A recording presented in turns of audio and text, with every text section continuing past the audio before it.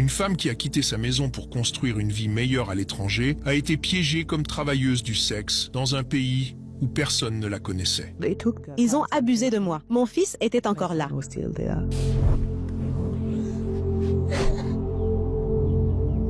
Elle était misérable là-bas, et les gens autour d'elle ne faisaient qu'ajouter à sa souffrance. Lors d'un rare bonjour, elle a finalement réussi à s'échapper de ce pays cruel. Mais le pays lui a pris son fils. Oui, vous avez bien entendu. Elle a dû laisser son fils derrière en échange de sa liberté.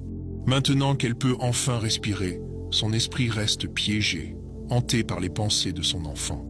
Un fils qui n'est pas né de la manière habituelle. Une fois que vous découvrirez la vérité sur ce qui est arrivé à cette femme, vous ne verrez plus jamais le monde de la même façon.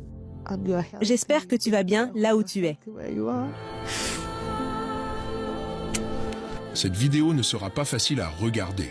Cette histoire va vous briser le cœur et vous faire remettre en question tout ce en quoi vous croyez. Mais nous devons savoir ce qui se passe réellement là-bas. Hi, my name is Azansa Mamboy. Je m'appelle Faith Wambui Gatuo. J'ai 37 ans. Je suis kenyane. En 2014, j'ai eu l'opportunité d'aller en Arabie Saoudite pour de meilleurs pâturages, ou du moins comme je le pensais.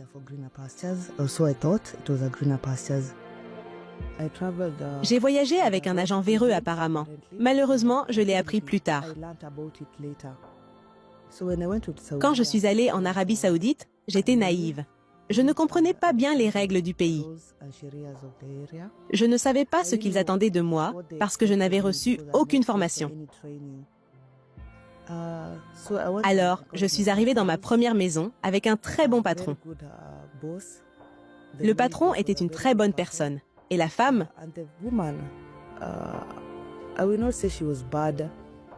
je ne dirais pas qu'elle était mauvaise. Elle n'était mauvaise que parce qu'elle refusait de me donner à manger. J'avais vraiment faim.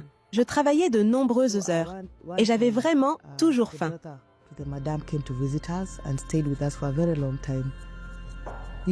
Un jour, le frère de madame est venu nous rendre visite et est resté très longtemps. Nous sommes devenus amis. Comment? Il me donnait à manger. Vous savez, quand tu as faim et que tu travailles, ce n'est pas facile du tout. Tu ne peux pas travailler. Alors, quand il m'a proposé de me donner de la nourriture contre... Il a fait des avances sexuelles envers moi. Et comme la faim allait presque me tuer, j'ai décidé de dire oui.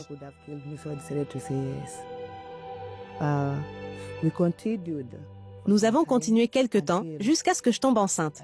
Les choses ont empiré. Un jour, madame est venue me dire « Zamzam Face ».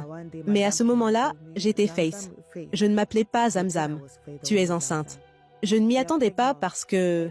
En fait, je ne sais pas pourquoi elle s'y attendait. Et effectivement, j'avais des relations avec cette personne. Alors, quand ils ont dit qu'ils allaient appeler la police et les sœurs, ce frère m'a dit qu'ils allaient me tuer, alors j'ai fui. Il m'a donné 200 rials et m'a montré la porte de derrière par laquelle je devais sauter. Et j'ai sauté. J'ai vraiment sauté et je me suis enfuie. Et c'est là que mon calvaire a commencé. J'étais enceinte de presque 4 mois, sans endroit où rester dans un pays étranger. Et dehors, j'ai cherché un abri dans un supermarché où il y avait un agent de sécurité kenyan. Il m'a aidé. Il m'a emmené auprès d'autres dames kenyanes appelées Dalala.